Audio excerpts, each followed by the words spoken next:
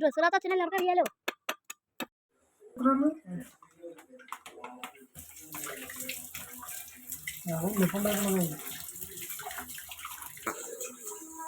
Hello friends, അപ്പോൾ ഞാനിതൊരു ശനിയാഴ്ച ദിവസം രാത്രിത്തെയും ഞായറാഴ്ചത്തെ ഒരു ചെറിയ വ്ളോഗാണ് കേട്ടോ ഇടുന്നത്.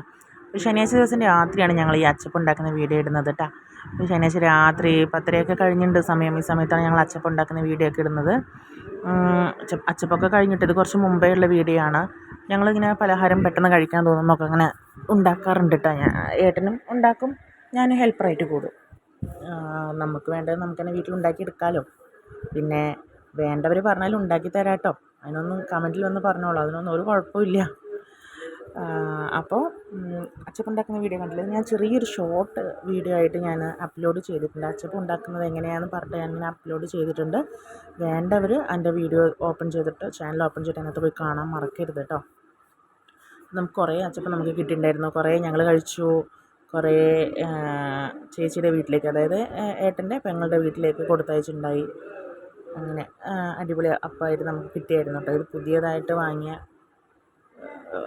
അച്ചപ്പത്തിൻ്റെ അച്ചാണെങ്കിൽ കൂടി നമുക്ക് പെട്ടെന്ന് തന്നെ കിട്ടി. സാധാരണ അതിന് നല്ല മയം വന്നാൽ മാത്രമേ നമുക്ക് ഉണ്ടാക്കാൻ പറ്റുള്ളൂ എന്ന് പറഞ്ഞു. പക്ഷേ ഞങ്ങൾ പെട്ടെന്ന് വാങ്ങിയതാണ്. വാങ്ങിയിട്ട് അന്ന് തന്നെ ഉപയോഗിക്കുകയും ചെയ്തു.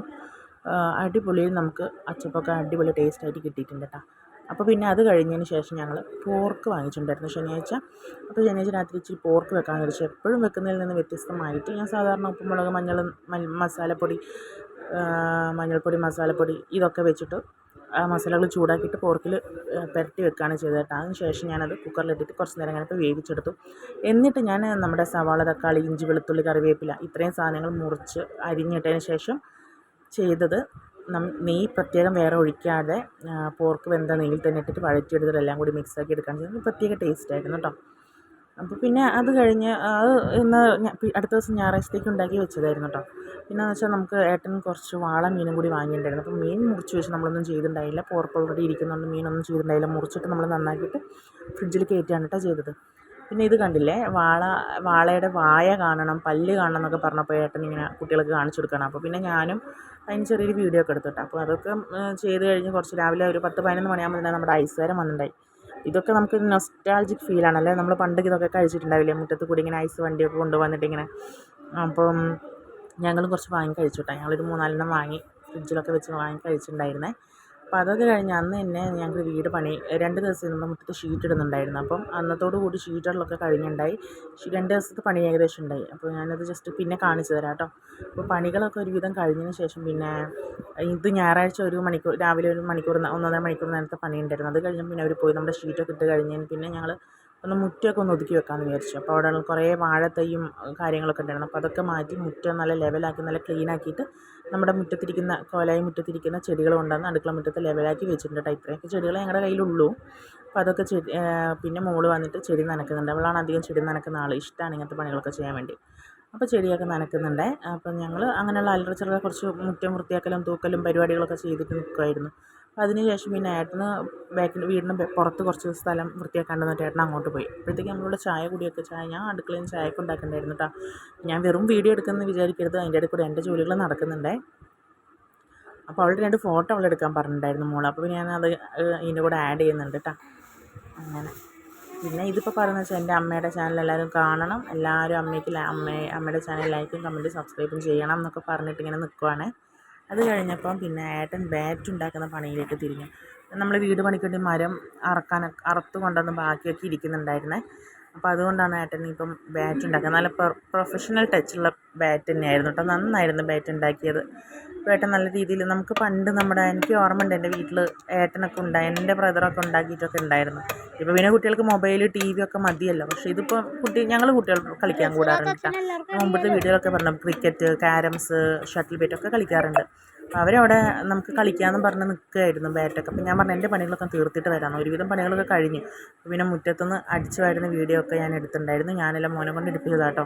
അപ്പോൾ അതിനകത്ത് എടുത്ത് തന്നു. പിന്നെ ബാറ്റ് കണ്ടോ, ബാറ്റ് നല്ല അടിപൊളി പെർഫെക്ഷനോട് കൂടി വന്നിട്ടുണ്ട്. അതിനകത്ത് അവൻ്റെ പേരൊക്കെ അച്ചു എന്ന് പറഞ്ഞിട്ട് പേരൊക്കെ കളർ കൊണ്ട് എഴുതിയിട്ടുണ്ട് കേട്ടോ.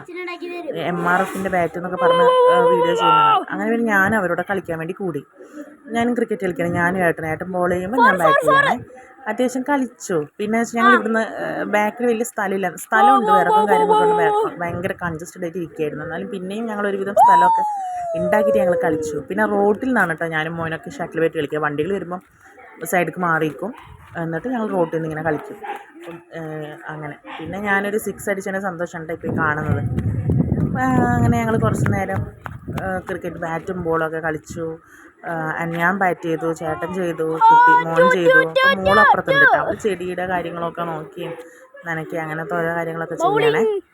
ഇതൊക്കെ ഒരു സന്തോഷമല്ലേ. നമുക്ക് ഇങ്ങനത്തെ സമയങ്ങളൊക്കെ നമ്മുടെ മക്കൾക്ക് കൊടുക്കുക. ഇപ്പോൾ ഇല്ലെങ്കിൽ അവർ ഏത് സമയം ടി വിക്ക് ഫോണിന് അഡിക്റ്റ് ആവും. ഒന്നും നമ്മളോടൊരു ഫ്രണ്ട്ലി ബിഹേവിയർ അവർക്ക് ഉണ്ടാവില്ല. മാക്സിമം കിട്ടുന്ന സമയങ്ങളിൽ അവർ കൂടെ ഇടപഴകാൻ വേണ്ടി ശ്രമിക്കുക. ഞങ്ങൾ ചെയ്യാറുണ്ട്.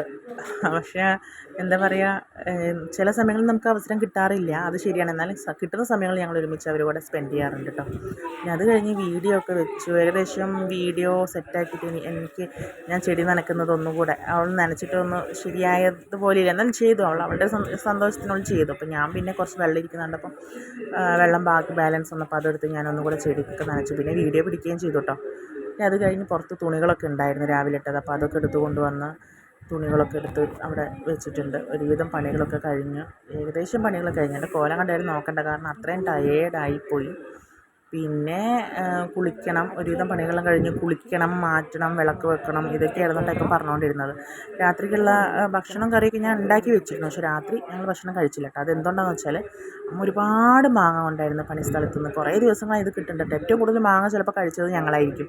അത്രയ്ക്ക് മാങ്ങ ഞങ്ങൾക്ക് കിട്ടിയിട്ടുണ്ട്. അപ്പം മാങ്ങയും പിന്നെ സപ്പോട്ട ഉണ്ടായിരുന്നു, ചേച്ചി നാത്തൂൻ കൊണ്ടുവന്നത്. അപ്പോൾ അതൊക്കെ കൂടി വെച്ച് ഞങ്ങൾ ഷേക്ക് അടിച്ച് കുടിച്ചു. അപ്പോൾ പിന്നെ എല്ലാവരും വയറ് തുറന്നപ്പോൾ പിന്നെ രാത്രി ഭക്ഷണമൊന്നും കഴിക്കാൻ തന്നില്ല. പിന്നെ കുറേ ചക്കയും മാങ്ങയും ഒക്കെ ചേച്ചി